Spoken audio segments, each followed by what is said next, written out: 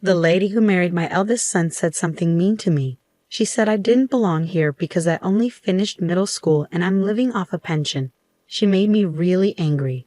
But before I could respond, my second son's wife interrupted, looking worried.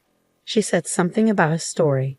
My eldest son's wife used to make fun of me, but now she's in a tough spot herself. My name's Sally, and I'm 62 years old. I've lived a simple life since finishing middle school. I worked hard to raise my kids after my husband died 5 years ago. I've managed to stay healthy with support from others. I'm still doing some work my husband used to do, and though there are some issues, overall, I'm content. But something's been bothering me. Hey there, I've got a delivery for you, I say to the delivery person at my door. They handed me a single sealed envelope and a beautiful bouquet of flowers. The card on the flowers read, "Happy birthday," signed by my second son, Tyler. It was a surprise because I'd never received anything like this before. Back when Tyler was single, his now wife Ariana probably took care of such things. Tyler's a laid-back guy, while Ariana is more organized and thoughtful. They live about an hour away, but they visit occasionally to check in and invite me on trips with them. I called Ariana to thank her, and she sounded happy, saying, "Happy birthday. I heard you like flowers. Take care, and I can't wait to see you again." Ariana's such a great wife, almost too good for Tyler. But then there's the other sealed letter from my eldest son, Tom. When I opened it, I found a birthday card.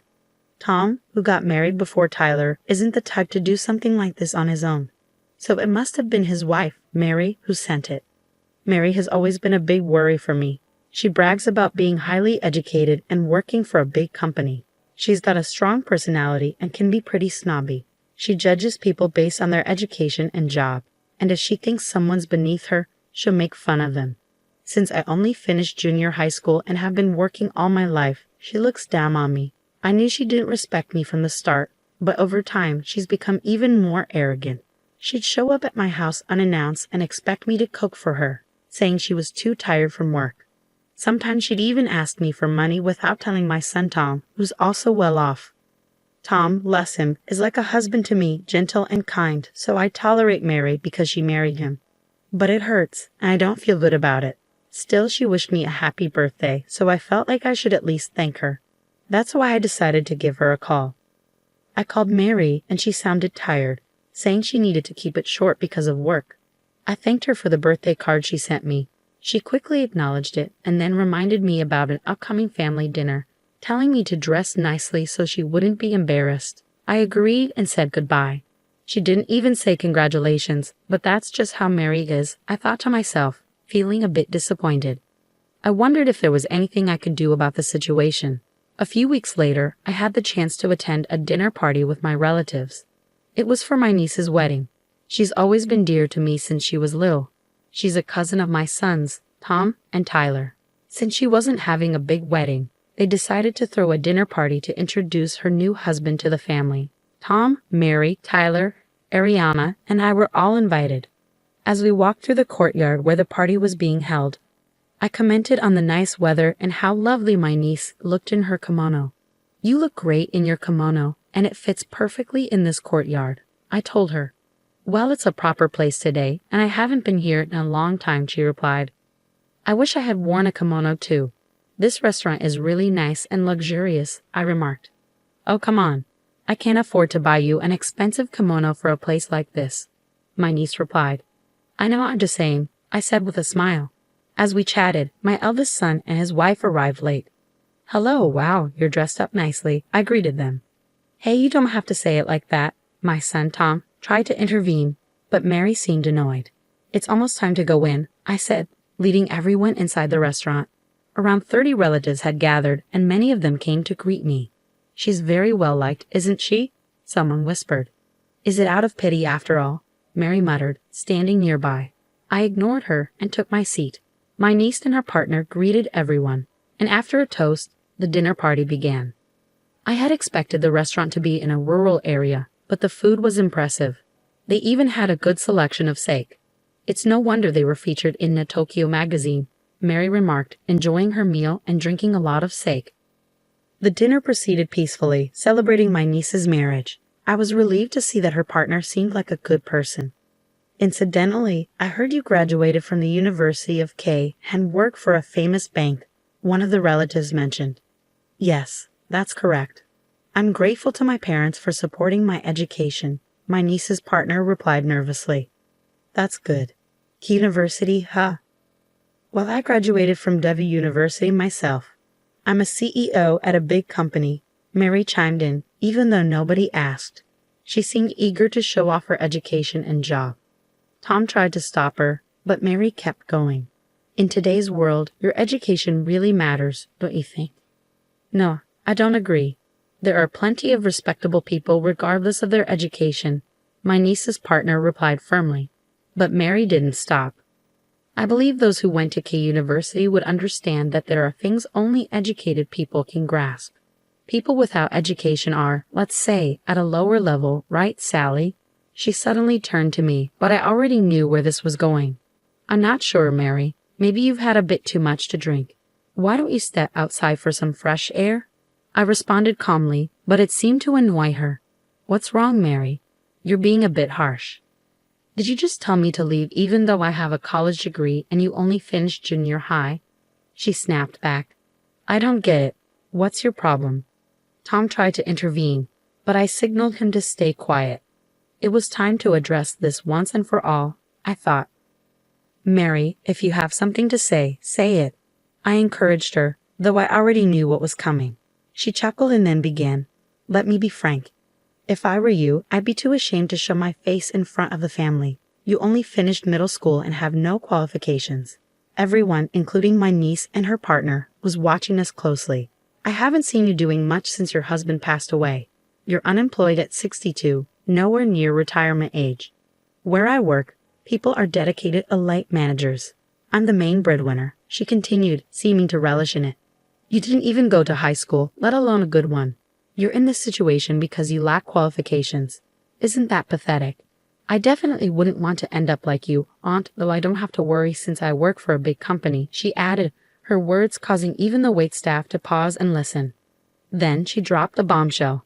Someone like you, who only finished middle school, doesn't belong here. It's embarrassing. You're just a poor person living off a pension. I don't want anything to do with you, so why don't you leave? Mary's words pushed me over the edge. I had been trying to tolerate her arrogance, but I couldn't hold back my anger anymore. My nose twitched, and I fought back tears. I wanted to tell her to just shut up and listen, but before I could, Ariana, looking pale, interjected. Mary seemed confused as Ariana spoke. The relatives had various reactions. Some were bitter, some angry, some looked down on Mary. Tom looked downcast. What's going on? Mary demanded.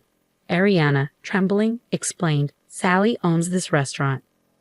There was a moment of silence, then Mary laughed dismissively.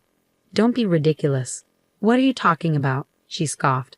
The manager and employees rushed to me. Boss, are you okay? She's amazing. She's helped me so much. Do you know what you're saying?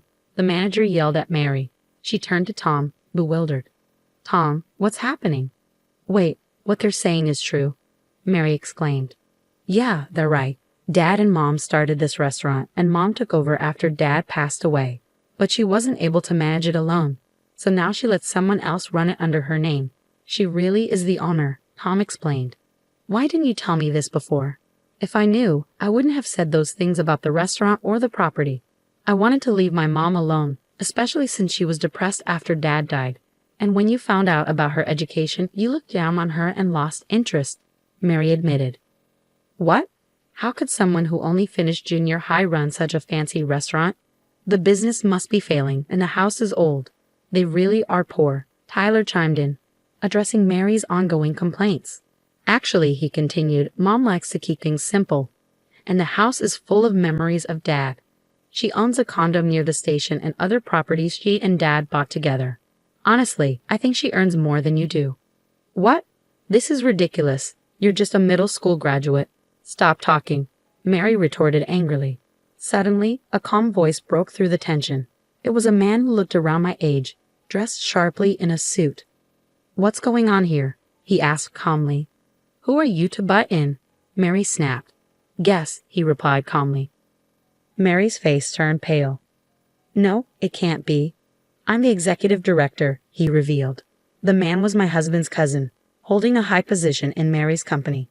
I had no clue that one of Mary's relatives was causing trouble at her company. Frankly, Mary, your reputation there isn't great. I've heard you're overly critical of other employees and treat them differently based on their education levels. It's causing significant problems on projects, the executive director revealed, leaving Mary looking as if she might faint. I'll look into this case, and I'll ensure my report against you is thoroughly examined. You might face demotion or even termination, he added. Mary looked like she was about to plead for mercy, but Tom stopped her, saying, Enough, Mary. This wouldn't have happened if you'd been honest from the start. Do something about it. Mary, with a face burning red, turned on Tom. Fine, let's get a divorce then. You're always causing problems, even at such an important event, and now you're affecting work too. I can't be with you after the way you spoke to my mother, who worked so hard to raise us, Tom responded calmly. As I broke into tears, Tyler held me and Ariana comforted me. Mary, feeling distressed, insisted, I won't accept divorce or demotion. This is ridiculous. The executive director intervened quietly. You need to leave now. I agree. This is an important occasion for us, and my aunt is a significant person. We don't want it spoiled. Please just go, my niece spoke firmly, watching the scene unfold. Mary was in disbelief and left the room with the employee, stunned by the turn of events. Tom apologized to everyone for his wife's behavior, bowing deeply. My niece reassured me, expressing her love and support, while Ariana leaned in to tell me she respected me. Tom also expressed his desire to divorce Mary, saying he'd be happier without her. I was taken aback by Tom's decision to divorce because of me, and I felt guilty. But Tom reassured me, apologizing for everything and promising to be more respectful to his parents. After we all calmed down, we finished the dinner without any further issues.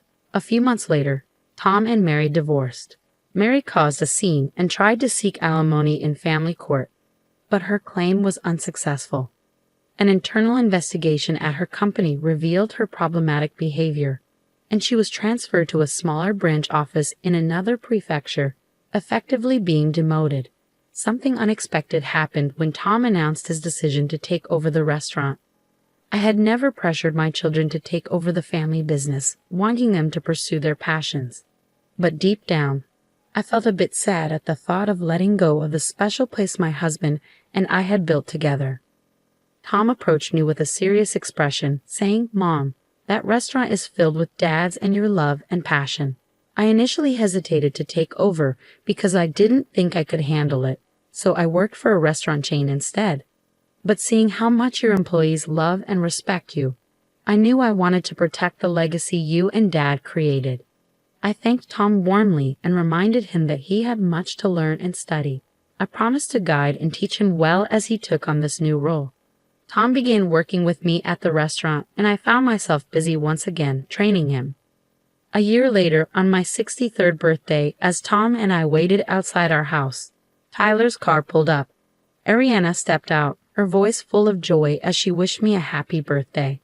Tyler gently lifted their baby from the car seat, joining in the celebration. Welcome, all three of you. Now, with the addition of the little one, our family feels complete. I greeted them warmly, finally getting to experience the joy of being a grandmother to my precious grandchildren. It's time for me to fully commit to running the restaurant, and I look forward to serving delicious food for my nephew's celebrations, Tom declared, his eyes shining with determination after his diligent training.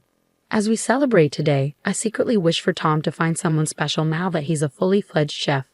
I added, hoping for his happiness and success in both his personal and professional life.